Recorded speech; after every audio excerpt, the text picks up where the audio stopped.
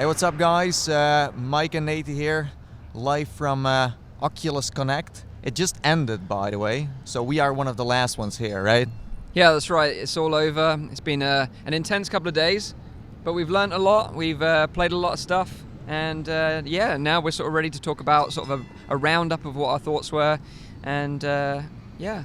It was so much fun. Was. I had a blast. Yeah, it was great. It was really great. You know, it's always great to be out here in California and go to the event, not only just to try out all the latest stuff, but also to meet developers and obviously meet up with you guys as well, because although we talk on the internet, there's nothing like meeting and talking in real life, right? Yeah, but even like we spend so much time together in VR that it always feels like you just know each other so well. Yeah, no, that's very true, because the sense of presence in VR, you know, when we're playing games together and we've been to each other's virtual homes. We've never been to our real life homes, but we've been to virtual homes and we've talked about stuff, you know, for the last year. So, you know, when we meet up in real life, it's just like we were hanging out always in real life. It's kind of strange. That's like the power of VR, you know, being connected in such an awesome way. So let's talk about Connect. Yes. First of all, Oculus Quest, the new headset in the lineup of the Go and the Rift. Maybe we should first tell everyone what the Quest is in short. Yeah, sure. So the Quest is basically what Project Santa Cruz is going to be officially called. It's a completely standalone headset, 6 degrees of freedom head tracking, 6 degrees of freedom controllers. You don't need a PC, you don't need anything. All you need is a smartphone to manage it. And you can play Rift-style games, now mobile.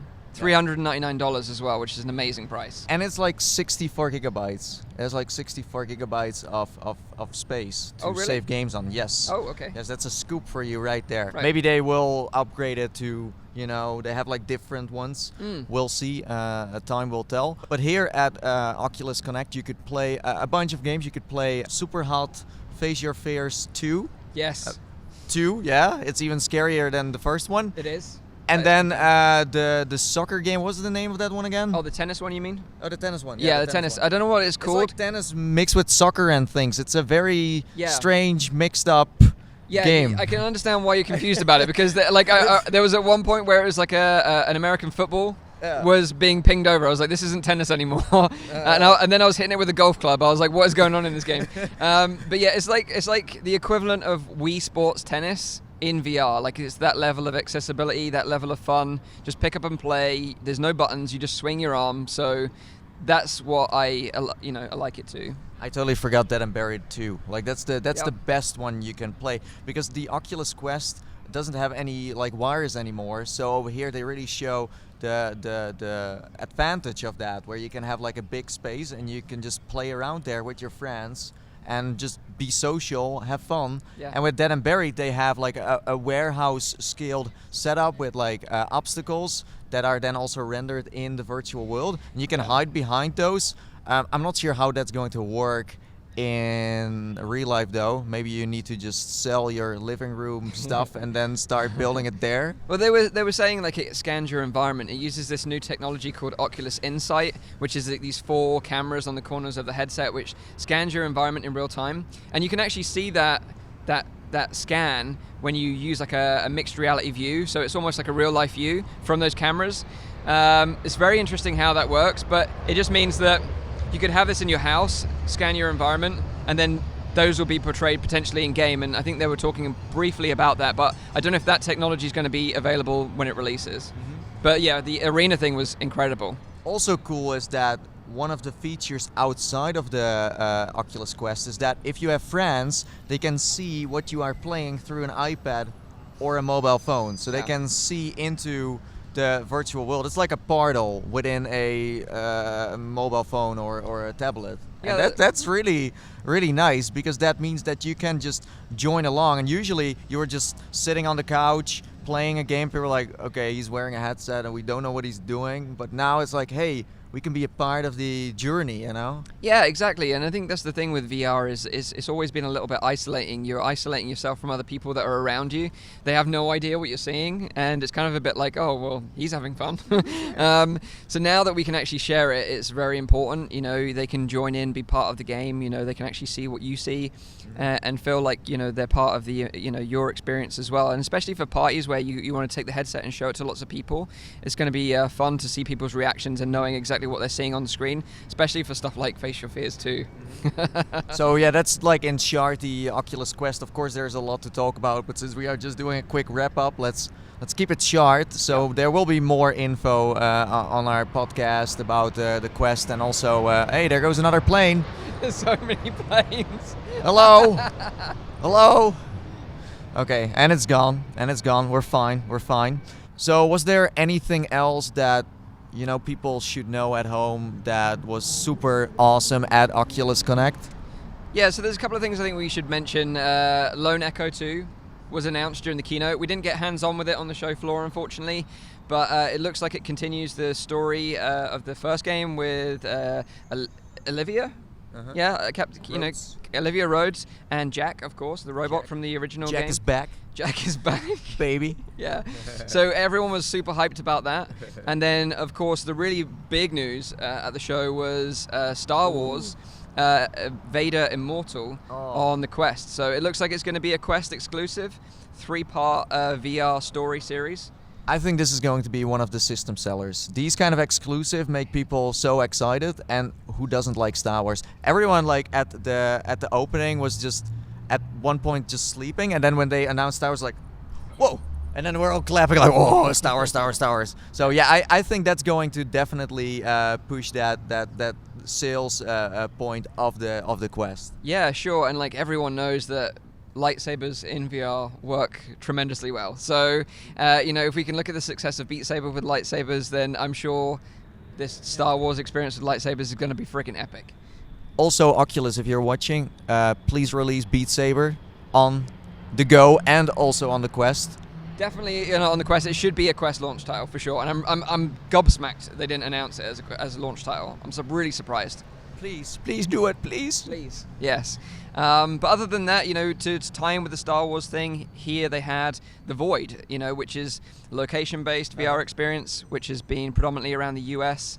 You can only see it in select places, but they had it here and everyone could check it out for free. I finally tried it. You did? I finally tried because here are no like real queue lines. Okay. So David and I jumped in there, and first of all, it's just so weird to walk through corridors, and we could hear each other too. Yes. We're just like high-fiving all the time and just pointing at things, and it was so funny. So yeah, it's a must try. I love it, and just the fact that you have like real objects that you can then touch in VR, that's like my brain does not compute that. It never gets old. Yeah. So it's awesome, and I also spoke to the people from The Void about like Wreck-It Ralph.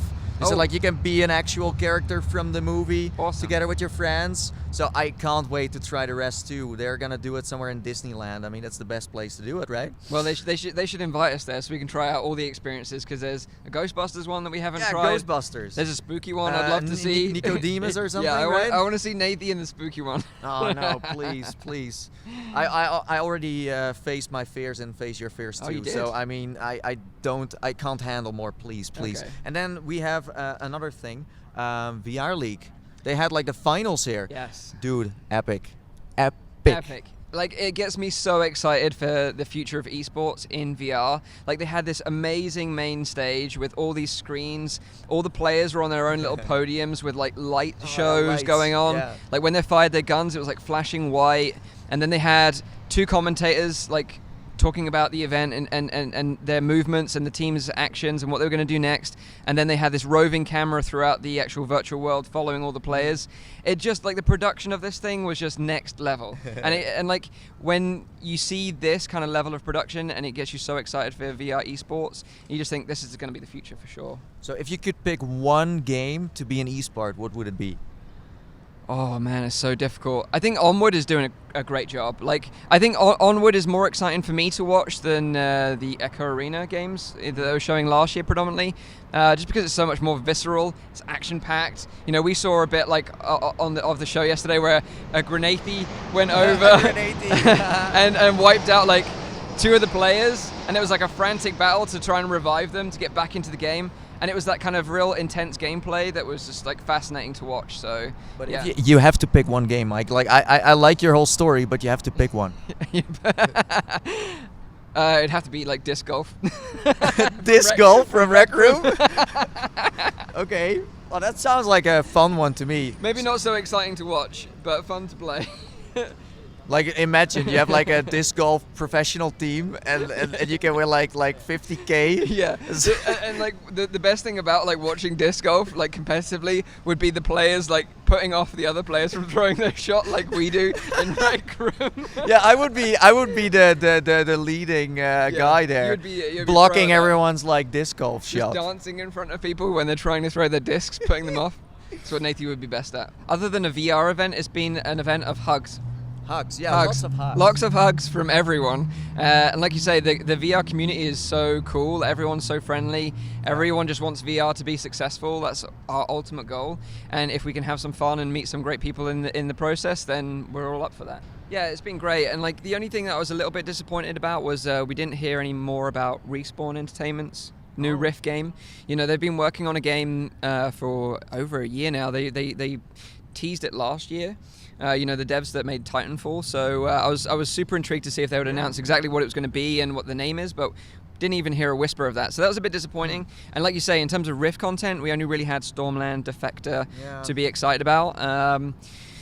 So yeah, no Aspire 1 either, which I was surprised about because it's a Tripwire game being published by Tripwire and it looks really cool. Yeah, I don't think this Oculus Connect was really about the games and more about, hey, this is the next step for us in terms of hardware. Yeah. This is the generation we made, and now we're going to the next step. But in terms of like games, experience and apps, not so much. No. Yeah, it was all about Quest. This event has been all about Quest. True. You know, and I don't mind because I think it's a great device, and I think it's even exceeded my expectations into what it can deliver. Like, I was really impressed with the device. I had some issues with tracking, but I think, you know, those things can either be ironed out or it's not quite optimized yet with software, or the environment's not perfectly ideal for it, because the devs that actually have this kit that they're developing games for have not had these issues at home when they've been developing. So, you know, it could just be one of those things. You know, a demo floor is a difficult environment for a headset. So we'll see. But that's kind of the experience we've had. But overall, great experience. Yeah.